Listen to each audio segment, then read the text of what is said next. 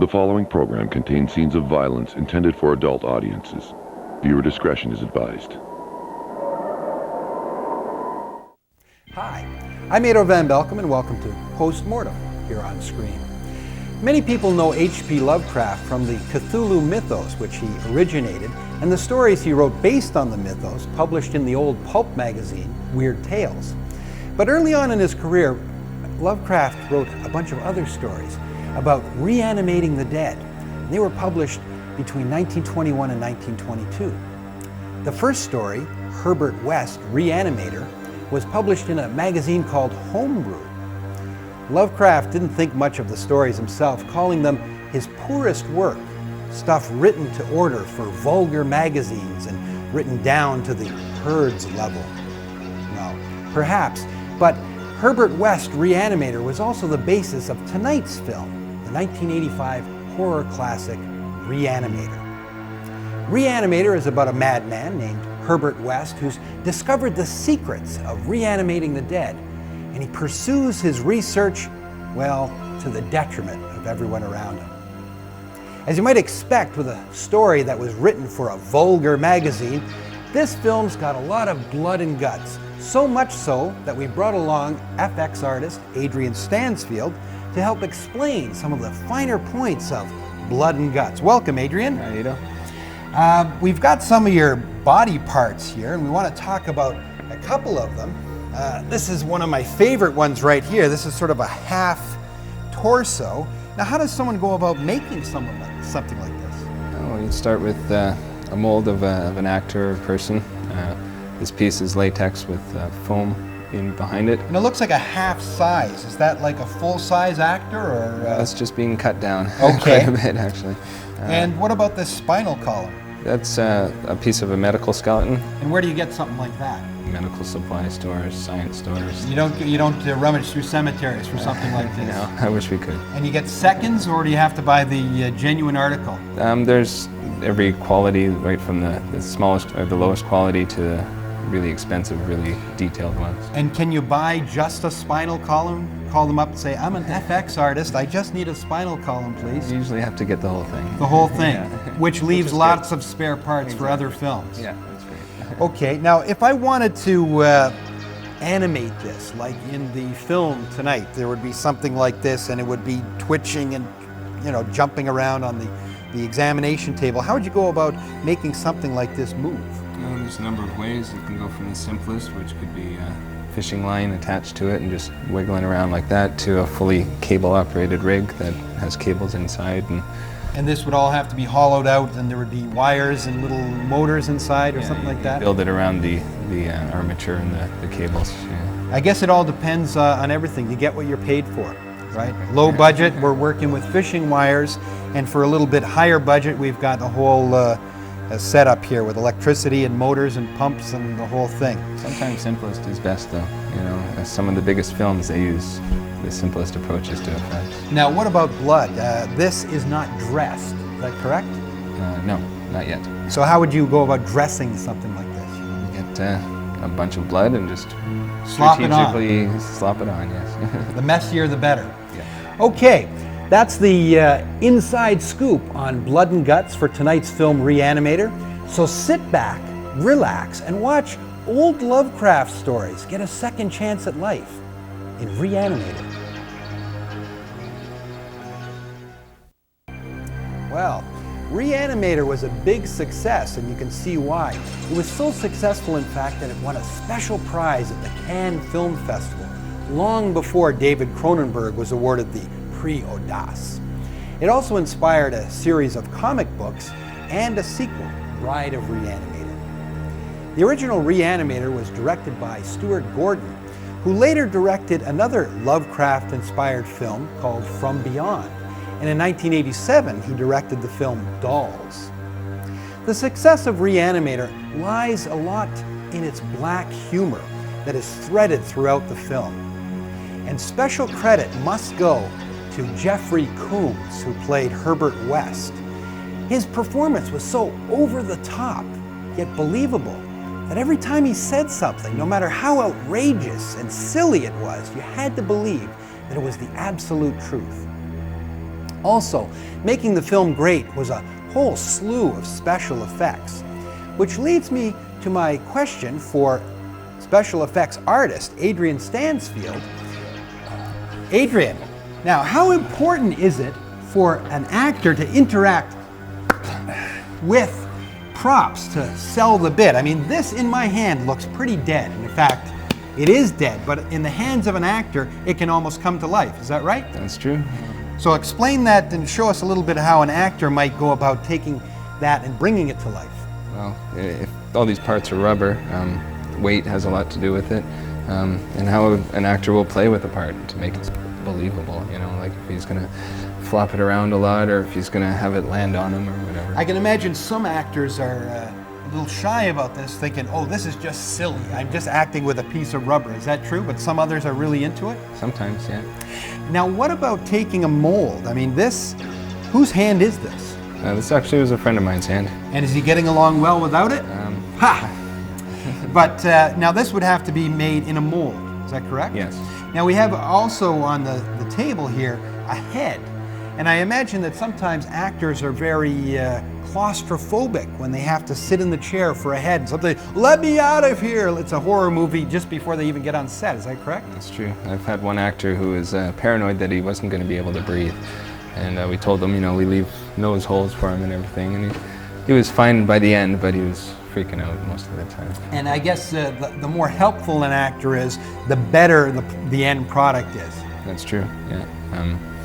If it's a piece that calls for expression or something like that, if they can hold the expression through the molding.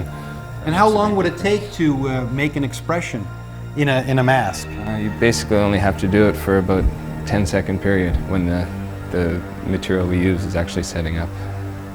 All right, so there you have a brief look at movie Re-Animation. If not magic, it only looks like magic once it's on the screen. With Adrian Stansfield, I'm Ado Van Belkom. Good night and pleasant dreams. Hi, I'm Ado Van Belkom and welcome to Postmortem here on Screen. Tonight's film is the sequel to Re-Animator, 1990's Bride of Re-Animator. Bride of Re-Animator follows the life of Dr. Herbert West. That's right. In this one, he's a full-fledged doctor, and he continues to practice his reanimation techniques and piece together a woman out of spare body parts. The budget for this film was $2.9 million, but it's a huge amount compared to the $30 H.P. Lovecraft received for the 6 stories when they were originally published in the early 1920s. But when you see this film and you see the number and quality of the special effects, there's no question as to where all the money went. But in case you are wondering, we've brought along special effects artist Adrian Stansfield to help explain the cost and expense of special effects in movies. Welcome, Adrian. Now, I'm a leg man, so I like this piece a lot. This severed leg with a huge scar running down the end. Now, this is basically a foam rubber piece and probably pretty bare bones. How much would something like this cost to prepare? Probably a couple $100 for something like this. This was a background piece used for a film. And it would be like hanging in a meat locker, because this is as you can see, is a choice cut of meat. But if I wanted to do a close-up on this and make this piece a star of the show, how much could you spend and what could you do to something like this to make it really kick some ass in special effects terms? Well, you'd probably build a nice flexible armature out of metal or whatever. Then the piece would probably be run out of silicone, which is much more translucent and very expensive material. Much more lifelike. Yeah. Gives the feel. This is kind of foam rubbery, but silicone would be a lot more flesh-like. Yes. Yeah, it's very translucent quality to it. And then the paint job, you'd spend a lot more time painting it and coloring it, of course. Would there even be something like muscles flexing or anything like that? As I said, you could put an armature in it that actually flexed, like a knee joint, medical knee joint or something. And if I wanted to spurt blood out of the top of this, no problem? Yeah, you can run some tubes in it and have someone sitting off behind camera with a syringe and pumping blood out. So this could go from a couple of $100s to probably $1,000 or more? More, easy. The sky's the limit. I mean, that's why movie budgets get so big. Now, what about something like this severed head? Would the expense be on putting in a lot of the hairs? How is that done? Yeah, a lot of time is put into making a good-looking head because there's a lot of hair work to do. There's coloration. A lot of the time the piece has to be resculpted. The actor has to be molded. So labor intensive and labor must be a very expensive part of all the special effects things. It's a big part of it. Usually have a crew of people all working together on stuff like this. So. Okay, so there you have it, a little bit of the inside scoop on Blood and Guts. So sit back, relax, and watch the Re-Animator build a better bride. Oh, it's so cute. Wow, was that some freaky ending or what? All the reanimated body parts and corpses coming back to life, some of them even joined at the hip. But it makes you wonder if it's possible to film a zombie movie that doesn't end with a huge mob scene at the end. Perhaps it's very difficult to improve on the original Night of the Living Dead because every zombie film seems to end that way. Anyway, Bride of Re-Animator was directed by Brian Usna, the producer of the original Re-Animator film. He said in interviews that he tried to emulate the directorial style of Stuart Gordon, the director of the original Re-Animator film, but to my mind, I think he fell short on a couple of points. Namely, the amount of black humor that was in the original. It's kind of lost in the sequel. But I can't say too much bad things about this film because how can you say something bad about a film with a severed head that flies around on a pair of bat wings? And speaking of severed heads, we have with us in the studio special effects artist Adrian Stansfield, who knows all about severed heads and body parts. Welcome, Adrian. Now, Adrian, why is it that it's easy to make a severed hand look fairly real? This one looks almost as if it just came off a body this morning, but severed heads are much more difficult to give that real look. Well, a lot of heads, the material that's used makes a big difference. The amount of time spent painting, punching the hair, the actor's expression. You mentioned punching the hair. There's something like this with eyebrows and the mustache and even the hairline here. Now, how is that done?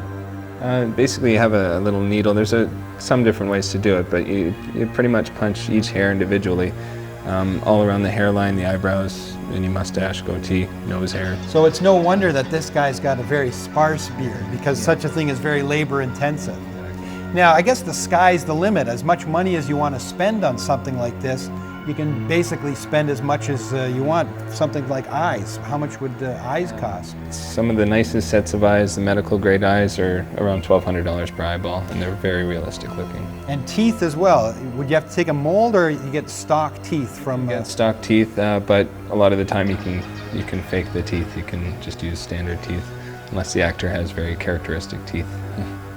And coloring as well. Do you make up the actor to look like the head, or do you make the head look like the actor? Well, hopefully you can organize it so that they both look the same, because the actor's always going to look the way he's going to look on shooting day. And now, in a film like Bride of Re-Animator, we saw the animated head, and in some scenes you see him in a blue screen, live action, or sometimes you see him on a table like we have here, and there's a sort of fleshy cowl. How difficult is that to hide the actor when you just want the head? Well, it takes a lot of creativity. There was one scene where the body was holding the head, and it was the actor hiding and another actor standing behind. With sort of a black background to hide the whole rest of it, which is a theatrical technique from early in Shakespeare's day. It was used, things like that. So, there you have it, the scoop on severed heads from special effects artist Adrian Stansfield, who has a good head on his shoulders and an even better head on his workbench. With Adrian Stansfield, I'm Adrian Van Belkom. Good night and pleasant dreams. Well, this guy was a pro. He didn't move at all during that. Oh my God. Just kidding, just kidding.